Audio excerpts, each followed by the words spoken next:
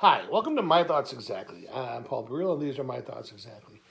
Today, I want to share some Christmas memories. I have some good ones. I have some interesting ones. One of the greatest ones, not great, but one of my favorite ones, one of my most favorite ones, is a Christmas day of 2018 when I was in Gosport in England, and or Godsport if you were there for that inside joke, and we had Joe Sparling and I had met at Heathrow. Took two different places. Met at Heathrow. Got this crazy van ride out to her parents' house, who are Pat and Alex, lovely, lovely people. And uh, we, unpacked, did some stuff. James and I, James Sparling and I, went to a little tavern in Alverstoke. This little town called Alverstoke. And there we met the Virgin Mary and Baby Jesus, so that was cool. Had a couple of beers, came home, and then we went to bed. When I got up in the morning, there was a little tap tap at the door. Now I was a little disoriented. I have a sleeping mask I got to wear, and traveling internationally as we do. Um, Door opens up, and in walks Pat, Joe's mom, with a perfect cup of coffee. The only perfect cup of coffee in my 10 days in the UK. And it was perfect, and it was delicious, and it was lovely. And it was such a generous thing, and it was so natural to her, and that was great. That really that was good. Um, so there's that one. There's also the Christmas Eve that, and this is probably I probably shouldn't tell this one, but I don't care.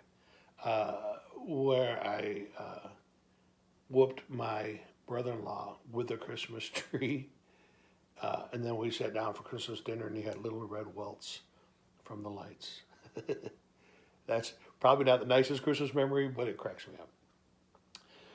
We had seven seafoods every Christmas, right? So we would have shrimp, some kind of crab dressing, mussels,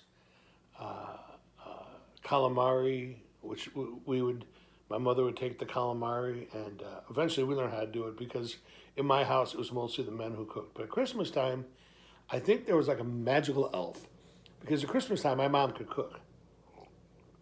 So my mom and my sister Amy, both of them in heaven watching me do this video, they're going to correct me if I'm wrong. They would take the squid, cut the head off, chop up this, throw that over there for other stuff, and they got that big like sheet of flesh, for lack of a better term. And then they would slice it, right, and then throw it in the spaghetti sauce. So the first part is now the spaghetti has this lovely squid taste. The second part is people that don't know it who come over and take a bowl of spaghetti and they start eating it. What? Oh, that's squid, babe. Okay.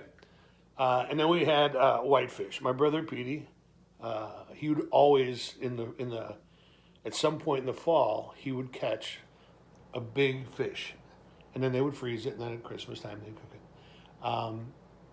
Then my dad and I would go to Randolph Street and get some raw shrimp, get some fried shrimp, clams.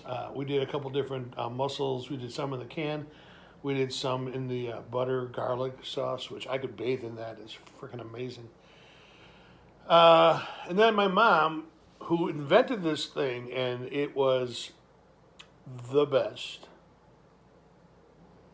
It was just called the pot.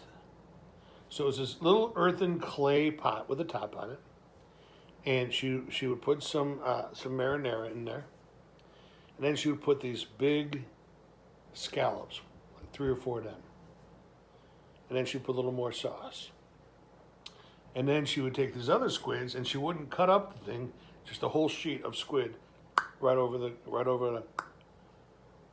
scallops. Then she'd put in stuffing like you'd put in a turkey, right? Just bread stuffing with some spices, some onions, some celery, boom, boom, boom in there, and then cover that with mozzarella cheese, and then bake it. Oh my God, Jesus jumped up. That was the best thing. Everybody got one. And sometimes, like if you had a girlfriend or wife, whatever, for Christmas, you could talk them out of theirs because you just say, "Oh yeah, there's squid in there," and they of course would not eat it, and then you get to eat theirs. It was truly amazing. This dish, and we would get together. Dad at the head of the table, Mom at the other head of the table, and then on the left, on Dad's left, was Petey, and then me, and on Dad's right was Bonnie, then Amy. And eventually Bonnie moved out, so Amy moved up to Dad's right hand, I moved up to here, and Petey moved up to here. Then eventually Amy moved out, so I moved up to Dad's spot. And then when Mom moved out, the three of us would sit there. But when Amy would come home for Christmas, you don't get to reclaim your spot. So I got to sit at my father's right hand for many, many Christmases. So that was cool. And it was a very interesting time because we would Christmas morning you get up, Christmas Eve morning you get up, and mostly the little kids and the women did the cleaning. The men were resting because most of the time the men worked all week, and that was like a day off for them. And plus it was the 60s, so chauvinism was alive and well. Clean the house, vacuum, clean the hell out of the house. The house is already decorated, presents under the tree. For lunch, it was just snacking out whatever was around because everything was, being prepared for the dinner. And then when the dinner would come, bam, there was always the 7 seafood and a lasagna. And we'd eat, and my dad would tell stories, or the kids would tell stories. Sometimes we play that game called 20 Questions. We play that a lot as a family, where you'd say animal, vegetable, or mineral, and I'd say animal, and then they'd get to ask 20 questions, see if they could figure out what it is. And then we would have a little bit of a grasshopper, which is a brandy drink.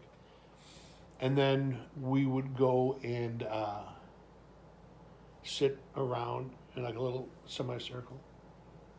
And usually Bonnie, then later as Amy as Bonnie moved out, would begin with the presents. And one of the great presents, of course, for me was G.I. Joe with a Kung Fu grip.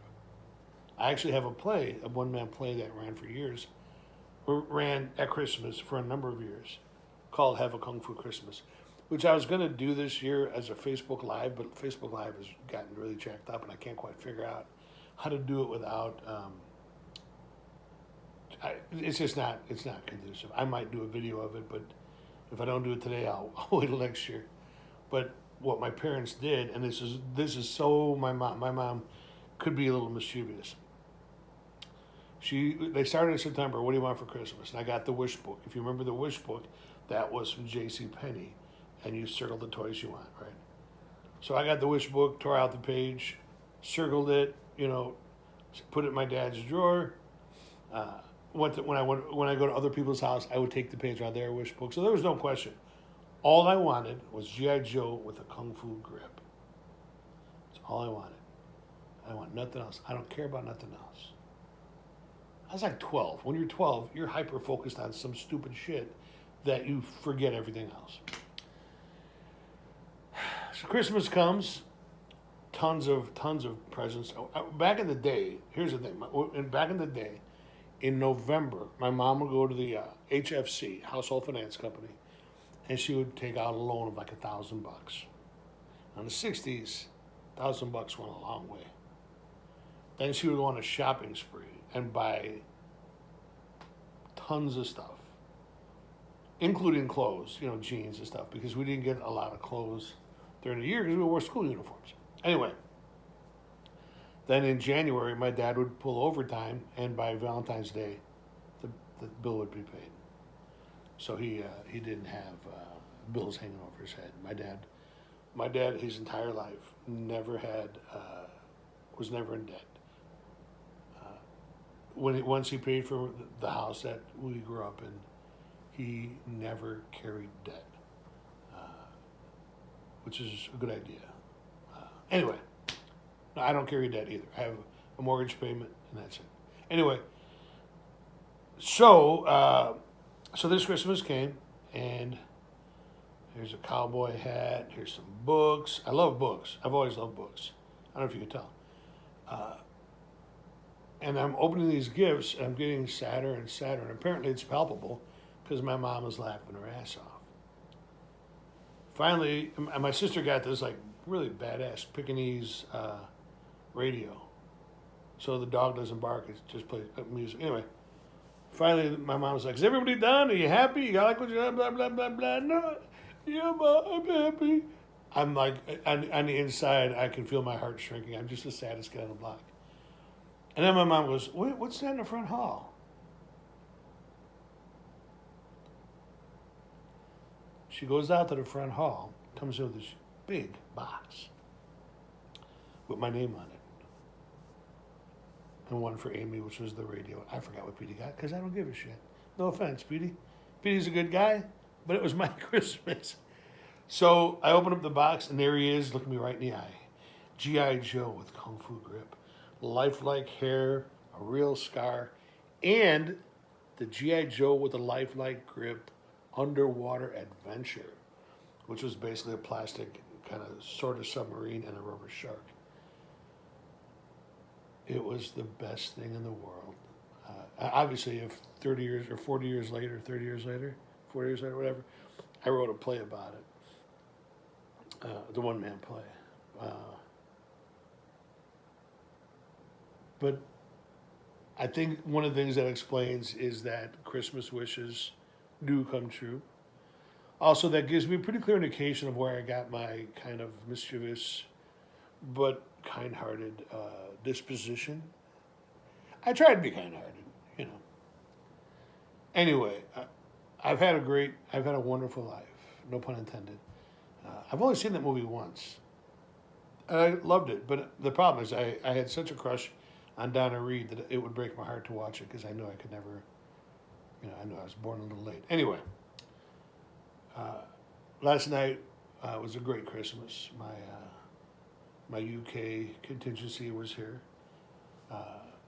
and we just had some food and just talked and a couple hours. But when someone takes the time to let you know that you're valuable, that's the greatest gift of all. My friend Loretta, who made this happen, she makes me feel valuable. She gave me a Christmas spider. I'm learning now about the myth of the Christmas spider. One of my students sent me a beautiful collection of classical music and arias. James, of course, because he knows me, he got me a book that I wanted to read. James and Joe got me a beautiful book. There is a bunch of Scottish food here. I'm an honorary Scotsman. And Anne and Steve, who are simply beautiful people, they brought me a beautiful wicker basket. Right?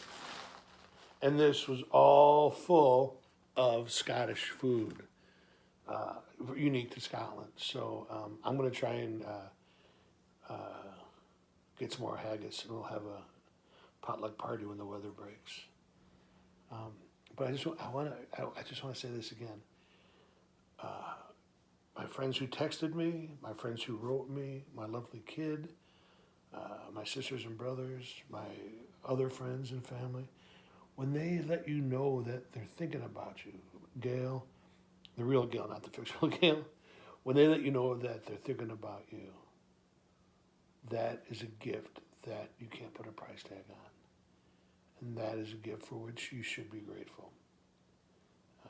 So I want to say to you on this Christmas Day, 2020, Merry Christmas, joyful Kwanzaa, Happy Hanukkah, however you celebrate the season.